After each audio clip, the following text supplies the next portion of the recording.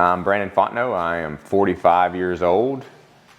So about November, I decided, 2015, I decided I was going to do something. You know, I wanted to do something. I was working for the railroad still, and it was that I was not. That's the time I was starting to notice that I was not sad. I was very disappointed in my health. It lost when I climbed stairs. When I'd put my boots on, I'd be short-winded. Started noticing a lot more ailments. So I went and bought me a pair of shorts, maybe a couple pair of shorts, and joined a gym in Kinder. It was a 24-hour fitness gym, and I knew I could go there before. And I was working in Kinder for the railroad at the time, so I was like, well, I'll just go in there an hour. I get up early, and I'll go in there. There's nobody in there, and run on their treadmill, and then shower at the office, and then start work. So I did that. Started running. Run walk on a treadmill. Just made myself do that a mile every day. Didn't really know anything about nutrition. Just knew that I wasn't doing what I needed to watch what I was doing. So I was super addicted to Dr. Peppers and donuts and pizza. So I'm like, well, that cannot be healthy for you. So I first stopped drinking any sodas, any soda at all. Actually, I have not drank a soda since 2015. I haven't eaten a donut since 2015. It's kind of like I always consider it like an alcoholic is. With that is, I knew that if I would, once I started, I can't stop. It's one of just something I always had done. If I was upset, if I was tired, if anything, that was my crutch. So I got into running, and after about 4 or 5 months, I did my first 5K. It was in DeQuincy. It was a little town not far from where I was at. And somebody reached out to me and said, hey, why don't you come do this run? So I went and did it. It killed me. I was pretty rough, 3 miles, first 5K. And but I was like, there was something special about it. I was like, okay, well, I'm gonna keep doing this. Then they had a Ainsley's Angels run. It was a sunset run in Lake Charles, and not far from the house either. So I was like, well, that seems like it was for a good benefit. I'm like, well, I'll go do this. So it was about 3 or 4 months after my first 5K. And then I got in, they had some benefit runs for different things. And I kind of got in contact with other people that did it into some groups. And I started to I was looking ahead for this big run in Louisiana. It was in Baton Rouge. It was the Louisiana Marathon. So I said, well, I'll do the 6 miler. Originally it was a quarter marathon, they call it, I think. And I was going to register for that, but I'm like, hey, well, maybe I'll do the half marathon, which is 13.1 miles.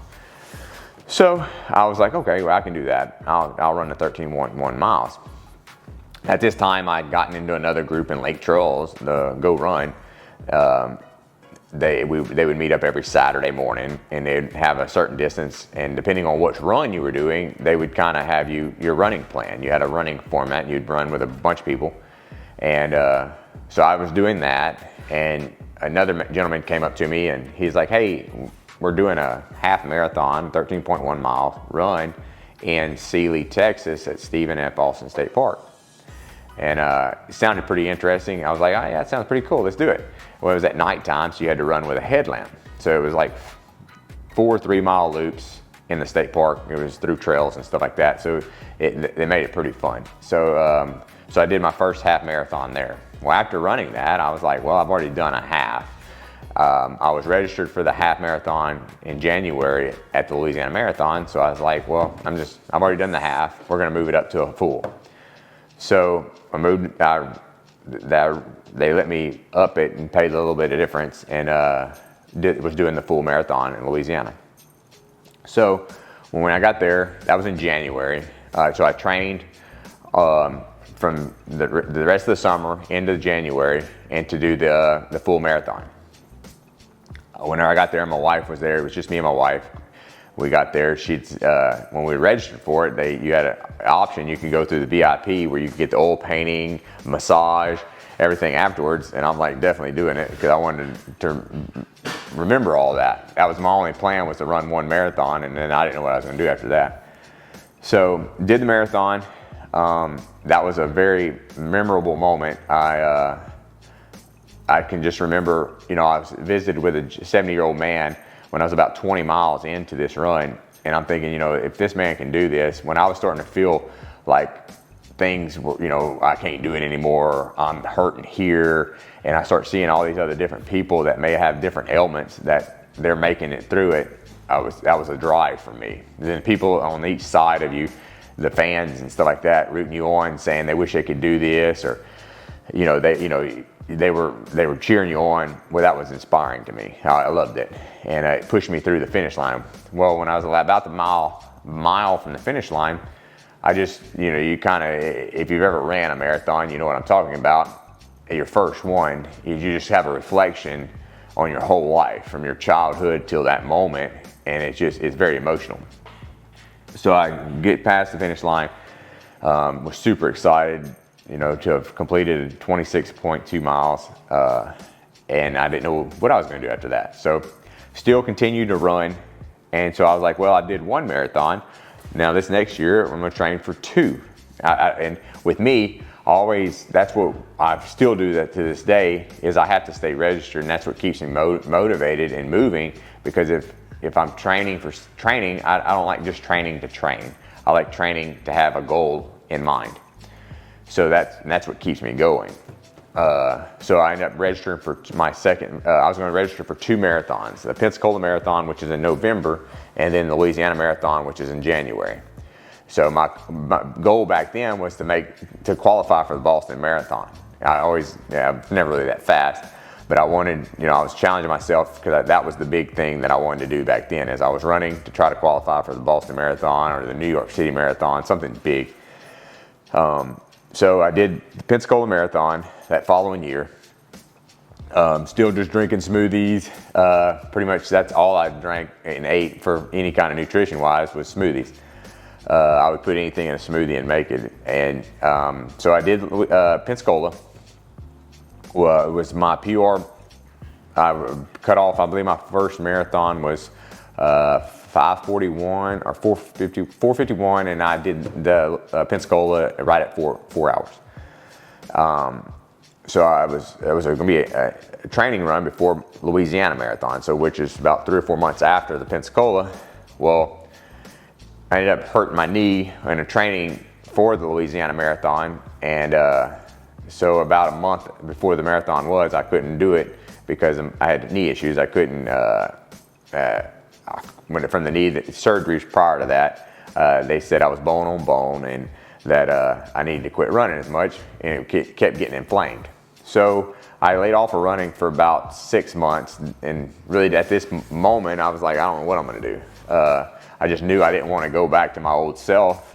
You know, at this moment, I was at 170 pounds, 175 pounds, and I didn't know as far as what I was going to do to keep the weight off. I didn't know what I was going to do to stay healthy. So that was kind of a depressing time. My wife, she reached out and she said, hey, why don't you try CrossFit? You know, why don't you try, you know, she had passed through Moss Bluff, this little gym on the side of the road. And I'm like, I don't want to do that. But then I said, well, let me go try it out. So I went to their Saturday class, and yeah, it was pretty rough. I didn't, at the moment, I didn't think I'd ever do that again. During the workout, I'm like, no, I'm not going to do this. But for some reason, I kept going back. I ended up joining the gym. I'd go to a 5 a.m. class, and I was like, okay. I started doing a lot more of that, still just drinking smoothies. Didn't know anything about, still didn't really have any ideas about nutrition. And I just knew that, you know, I like this. I ended up getting more involved in that, and I registered for a comp that was in Lake Charles, and it wasn't far from the gym. And I was like, oh, I like the competing side of this. Like when the opening come around, I like that. Well, after about 2 years of doing CrossFit, I'm like, well, maybe I can give a go to make the games, the CrossFit Games. Well, so I few years I was always just I'd come in and it was slowly getting better and better and better at CrossFit, but I was never at that caliber of being able to qualify. During all this time, a buddy of mine reached out to me and said, "Hey man, won't we open a gym?" And I was like, yeah, we were on the fence about it, and we had talked about it for about a year. We'd bounced it back and forth. We just never, we were always super nervous about just stepping out there and doing it. Not, for one, didn't know if we have anybody to come, didn't know what we were doing. The health side of it, that, we could do it, but we just didn't know if anybody else would want to do it with us. So an opportunity arose, and we ended up find a facility that was actually cheap enough that we didn't need a lot of members, that we were thinking, okay, we're just gonna go here and we'll have a place that we can work out. A couple of people can come in, they can work out, and we'll go from there. Well, we ended up opening it up. I believe we had 20 or 30 members at the time. And next thing you know, it started growing pretty good. So we kept going, doing CrossFit. I was competing. So I still worked for the railroad, had the gym, and was competing in a lot of, I'm signing up for a whole lot of comps, trying to get, more involved, getting more of the competitive side behind, trying to get kind of getting more that competitive spirit, that competitive surrounding, just to make you a little better to qualify for the games. So we were in that small facility for 3 years, and a guy reached out to us and said, "Hey, would y'all like to move into a bigger facility? Redoing a building," and we had really outgrown that gym. And so we moved from there after that. We did a lot of work and moved into this bigger facility, which was 3 times the size of what we had before. And at this time, we had about 100 members. We went from 20 to 100, and we moved into there. And the first year we were there, everything was good, and I was still competing. Did a lot better in the open. Started progressing, making the top 200, top 100 in the open. So in 2023, 2023, I was still 40 to 44 year old age group. And I said, I would like to give it a really good go to make the 40 when I turn 45, the games. So I actually had a discussion with my family, my daughter, my son, and my wife, and said, hey, with y'all's blessing, y'all know what it takes, because they had seen and they know how crazy I get and the addictive personality I have. And whenever I'm into something, I'm pretty much all in. And I asked them for their blessing, that it was going to take time away from them. It was going to take time from stuff that they could be doing with me, or take, so all of our resources was going to go into this. And if they were okay with that, and they said yes, they were behind me 100%. So 2023, I was training pretty good. The Open come around in 2023, and I qualified for quarterfinals, that wasn't really the year I was shooting to make the games, but I was going to try to see where I stood. So I qualified for quarterfinals, and also was registered to do a comp in Pensacola, the beach brawl. And the first workout in the beach brawl a week before quarterfinals, and was going for a clean and jerk. I had my spot in the team was to go for, I had a 1 rep max clean and jerk, 3 minutes to find it. So I PR'd my clean, the 305, went for the jerk, and when I went to hit the jerk, I ended up doing something to my tricep, and I was out. It was pretty devastating, even though my goal was to make the games in 2024. It was pretty upsetting, because I knew that I wasn't going to be able to do quarterfinals in 2023, which, I told everybody, I understood that, but it still was pretty depressing, at this point, that when you have a goal there, or when you want to keep going, and then there's something like that gets you. But sometimes that adversity that you have, the challenge you have, are just to make you stronger and start realizing, slow you down, so you can realize that there's somebody else that's in control and you're not in control. So I did a lot of praying about that, and then I finally realized that sometimes you need a little step back just to realize that you're not in control. So I went, continued working out just until I rehabbed my tricep, and so then 2023, the end of 2023 is about up. I qualified for a few comps. I had said that I was wanting to make Legends and Masters Fitness Collective. Those were two big Masters comps. I ended up qualifying for both of those to get the experience. That was my last comps as a 40 to 44 year old. Well, then the Open comes around this year, 2024, and I'm all in. You know, I was ready to go, trying to do everything, and ended up making I believe in the Open, I was 47th in the Open in the world out of 17,000 people. Out of 17,000, the next stage was quarterfinals. Quarterfinals comes around, and you had to make the top. They took the top 20% to quarterfinals. So it was like 2,000 people or something like that.